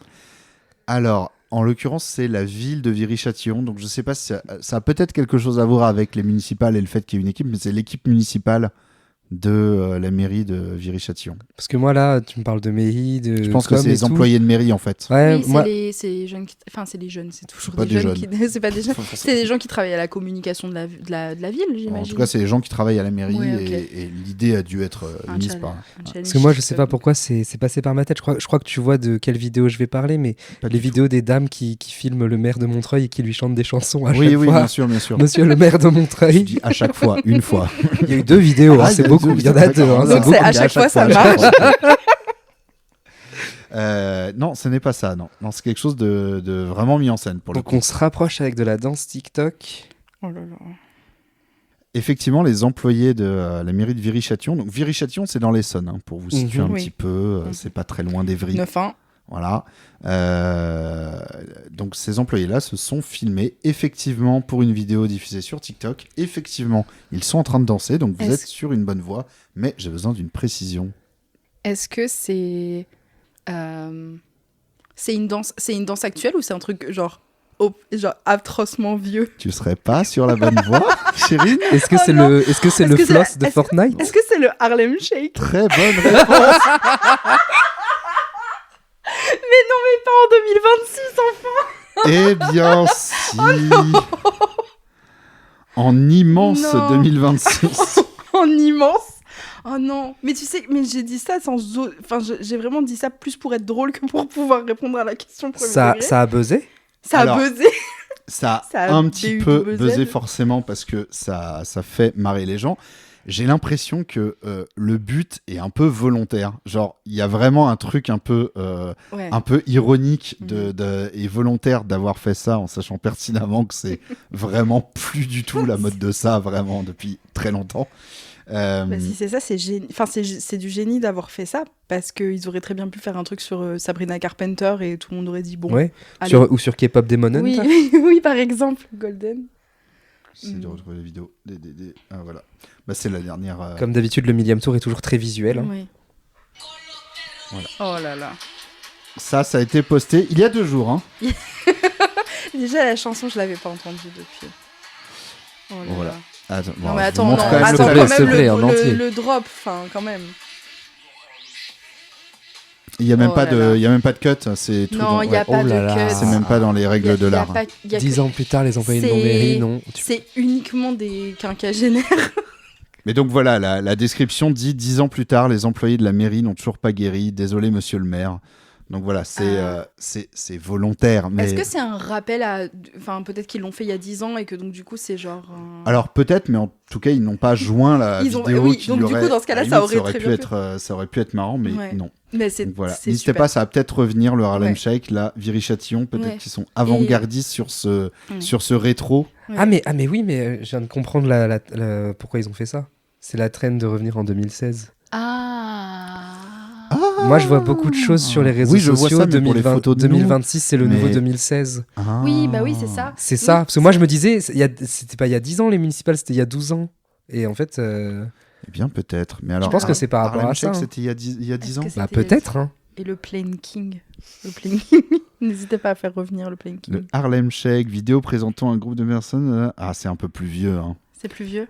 C'était vraiment le buzz en février 2013, figurez-vous. Ah ouais. Ok. Et bah ouais. Donc, ouais. c'est même pas forcément Donc non, ça. en fait, ou non. alors- Ouais, en fait, on ouais. essaie de leur trouver des Des excuses. excuses, Finalement, ouais. il y en a simplement pas. peut-être. Non. Mais en plus, il y a quand même un peu de budget dans la vidéo. Parce que Ouais. c'est pas non plus filmé. Oui, c'est ça, en fait. La caméra a C'est l'air bien bien, quoi. stabilisé, ouais, Ouais, c'est bien c'est ça. stabilisé. Tu vois, C'est c'est un- pas. C'est un iPhone, hein, tout bêtement. Hein. Aujourd'hui, ça y est. Oui, hein, oui, c'est- mais c'est pas nos mairies sur Ah bah ça non, TikTok. bah, bien sûr. Avec des vidéos C'est qui le- tremblent c'est sur le un mode petit Samsung. cinématographique de l'iPhone. Tout à fait. Quelle personnalité a affiché son soutien à Jean-Michel Aulas pour Oula. la municipale de Lyon? Personnalité Peut-être- politique ou publique? C'est une personnalité publique, pas politique. Et c'est pas une personne qui a pour habitude de se positionner politiquement. Ah, oui, oui, oui. Est-ce que c'est quelqu'un qui vient du foot, du coup? Oui. Kylian Mbappé. Non. C'est un joueur, Didier Deschamps? C'est un joueur. Non, c'est pas Didier Deschamps. Griezmann? Lui, non. Tous les Giroud. joueurs. Fait tous les joueurs. Tous les Ouais, joueurs. je connais Non, 3 non, joueurs. non, non, non. J'aurais pu. Si je fais tous les joueurs, on a 3 secondes, c'est ok. Didier Deschamps, il est toujours avec Brigitte Macron Ah oui, c'est vrai. parce qu'il fait les pièges jaunes avec elle. Bah oui, ils ont pris des photos C'est avec... le nouveau. Avant, c'était David Douillet et Bernadette Mais oui, Chirac. c'est vrai. Et bah maintenant, c'est Didier Deschamps et Brigitte Macron. Bah oui, oui, oui. Moi, je les ai vus, les Et- photos avec les chanteurs K-pop et Didier Deschamps et Brigitte Macron. Oh là là, oui. Et Macron lunettes, bien Ouais, sûr. bien sûr. For sure. For hein. sure. Oh là là. Ah là là. Trop marrant. je suis- Qui a la ref? C'est marrant ou quoi? Il parle anglais du coup. Hein. Aïe, aïe, aïe. Personnalité du foot. Oh, mais je vais vous dire qui c'est.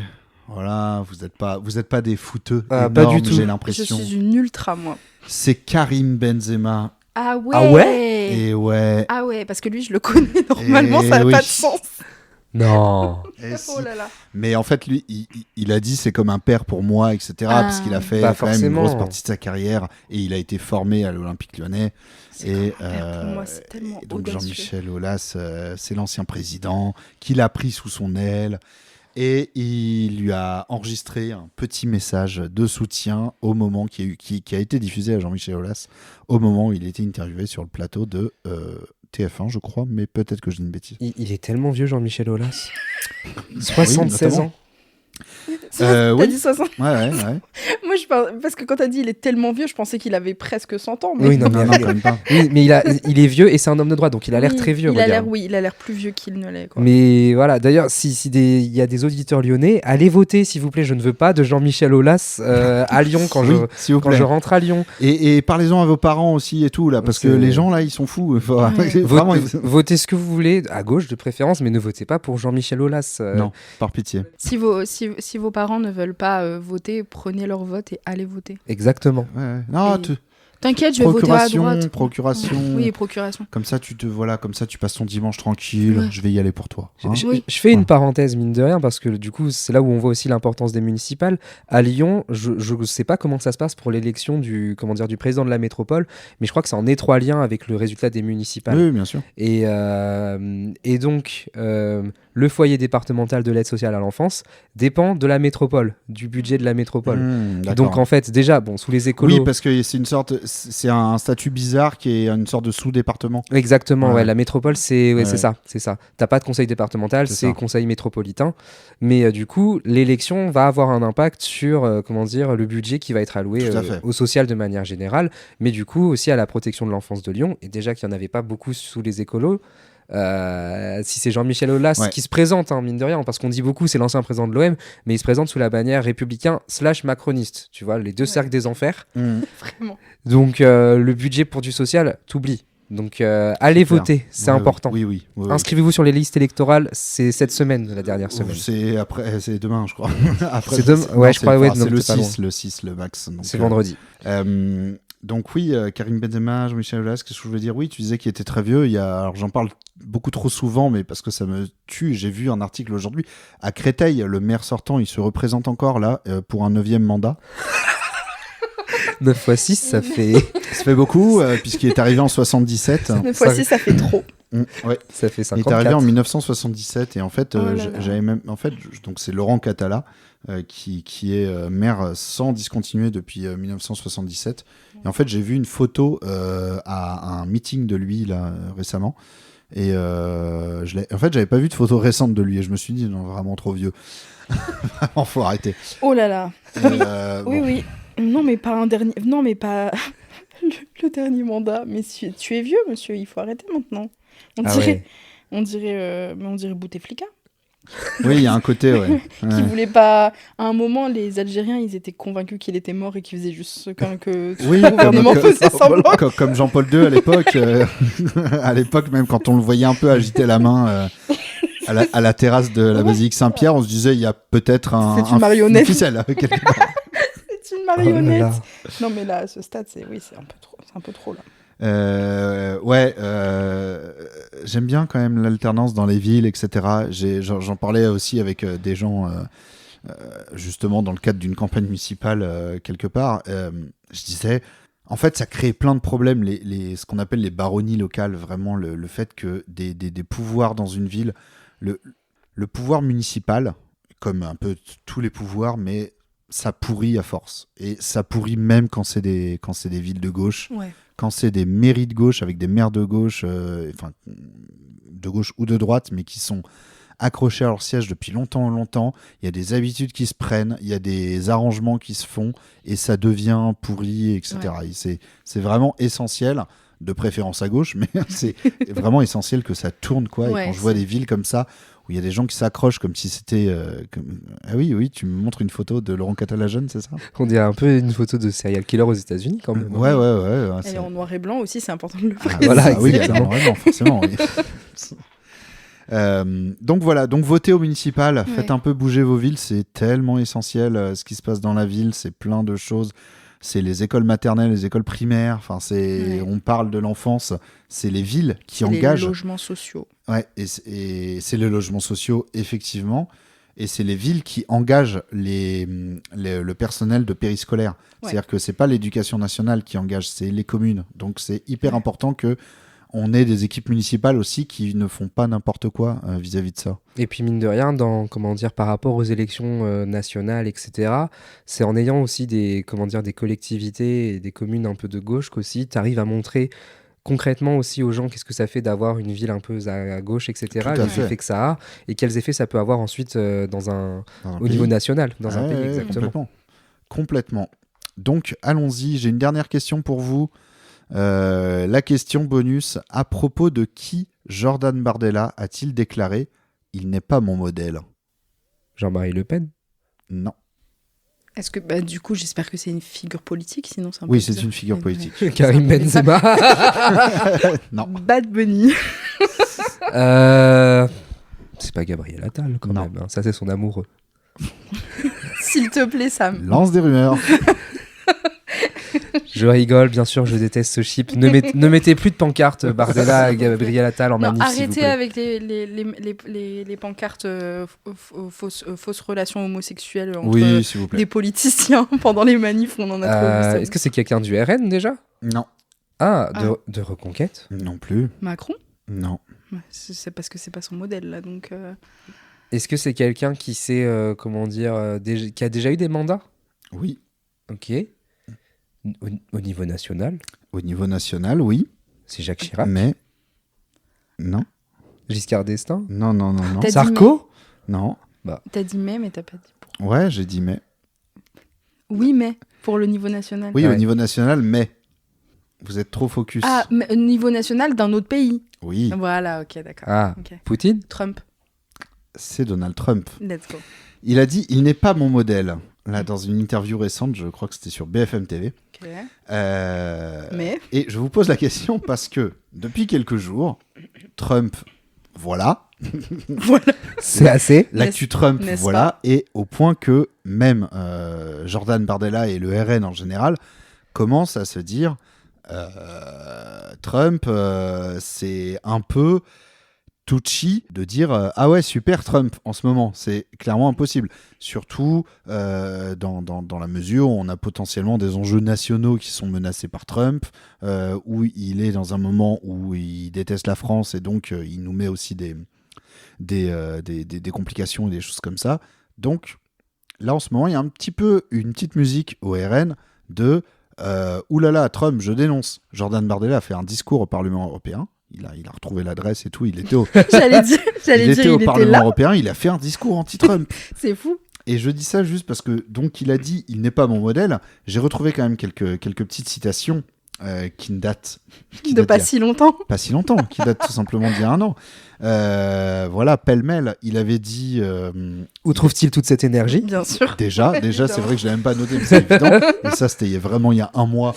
C'était il y a 2h30 à peu près. Où trouve-t-il toute cette énergie avec Ah. un peu d'étoiles dans les yeux quand il le voit sur l'écran. Et c'est qui a... C'est Roselyne Bachelot. Roselyne Bachelot. ouais. Qui, C'est foutu de sa gueule, oui, bien sûr. qui l'a essentiellement, c'est pas littéralement, mais essentiellement traité de susboule quand même. Oui. Et honnêtement, Elle a dit. Le c'est quoi lèche-bot, non? Non, ouais. Ouais, le lèche-bot. Ouais, Le la- lâchage de lèche-bot. bottes, ouais, un truc comme cirage ça, de quoi. pompe. Cirage de pompe. Oui, voilà. Cirage de ouais, pompe, voilà, c'est exactement. ça. Mais se faire On a toutes et tous entendu léchage de cul. Hein. Ouais, ouais, c'est ça. Mais se faire own, c'est ça que tu voulais Ouais, dire? se faire par- own sur quelle époque déjà faut le faire. Mais alors par par Roselyne Bachelot. Bien sûr. Il a dit « J'ai beaucoup de respect et d'admiration pour le patriotisme de Donald Trump. Mhm. Donc ça, c'était l'an dernier au moment où il a été réinvesti, Donald Trump. Donc pour quelqu'un qui dit « Il n'est pas mon modèle », j'ai beaucoup Il de a l'air. respect et d'admiration. Bon, c'est... Voilà. Ouais. Il J'ai un avait... peu envie d'être comme lui, mais ce n'est pas mon Ouais, voilà. modèle.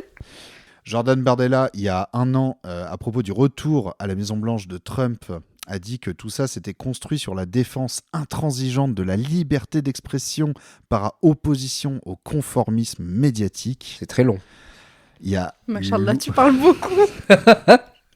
il y a Louis Alliot du RN également, qui avait dit à propos de la réélection de Trump, quelle leçon pour tous ces démocrates de bazar. Oh là là.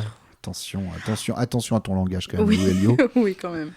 Et Éric Ciotti, qui n'est pas au RN, mais qui en est l'allié, avait dit que la réélection de Trump était porteuse d'espérance pour les États-Unis, pour le monde et pour la France. C'est beau, Et on voit Ah ces là là. gens-là qui, bien sûr. voilà, qui ont un peu de mal là à assumer une telle Ouais. défense. Mais ça, c'est parce qu'il a, comment dire, Ça, c'est parce qu'il y a eu René Good et Alex Pretty.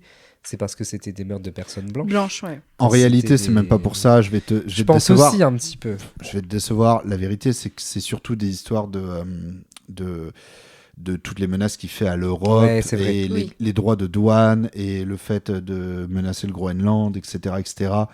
J'ai pas entendu Jordan Bardella parler de. Peut-être que comme ça fait réagir l'opinion, parce que l'opinion en France, il se dit voilà, sans aller dire que c'est un scandale ou que machin. Bon, il va en profiter pour taper un peu sur Trump parce qu'aujourd'hui, c'est suspect de pas taper sur Trump, quoi. Il y a vraiment plus que Zemmour qui continue. Non, enfin Zemmour et il y a Ciotti aussi qui continue un peu à toujours aimer Trump. Zemmour était à son investiture. Hein. Tout à fait. J'ai C'était oublié un de le des- rappeler, ouais, mais tout il à vrai, fait. était. Il y avait aussi, comment il s'appelle, enfin, je crois pas qu'ils étaient à l'investiture, mais ils étaient à ces meetings, Bruno Attal. Bruno Attal. Ah oui, de la Bruno police, Attal, là, il de l'ancien y policier, était là. avec aussi Ouais. son super copain Pierre-Jean Chalençon. Oui. Ouh. Mais ça, c'était plus des trucs de fans de Trump en Ouais, France, ouais, pas ouais. officiel. Mais effectivement, Éric Zemmour a été invité officiellement à l'investiture. Ouais. Et Marion Maréchal Non. aussi, je crois, non? Je crois que c'était pas Zemmour directement, mais en tout cas Sarah Knafo. Sarah peut-être. Knafo, ouais. Ouais. Et Marion Maréchal, il me semble. C'est pas impossible, ouais. Mais voilà.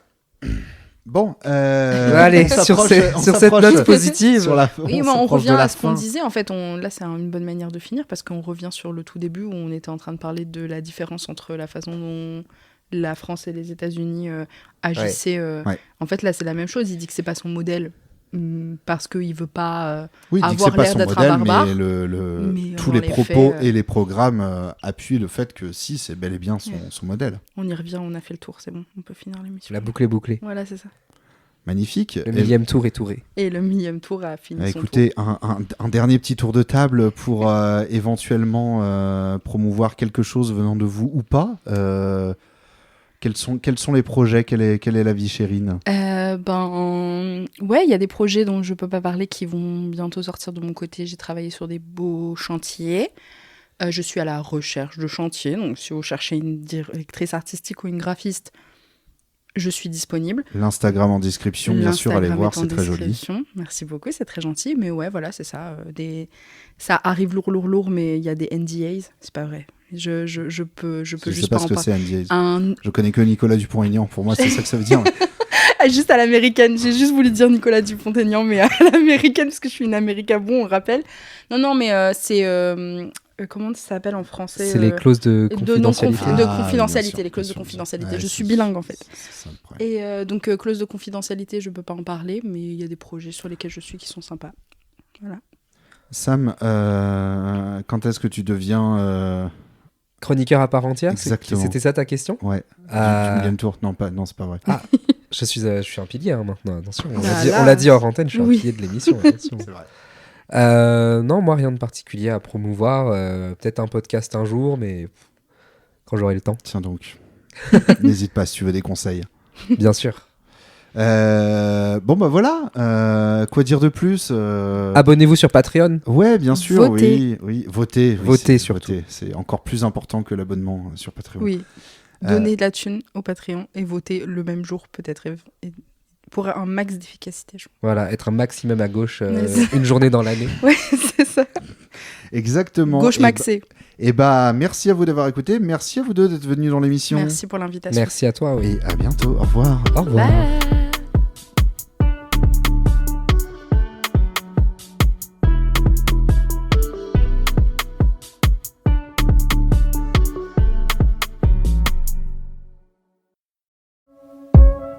Ils veulent tous me ravir, ma place ne parle que de cash, porte encore des couches. Je suis venu là pour les baiser tous. Je préfère la coupe que les baisers tasses. Je donne tout pour gravir l'Atlas, je suis toujours intact, j'ai encore du souffle. Ils parleront tous de moi un de ces jours. Je vais péter tout comme un pain de C4.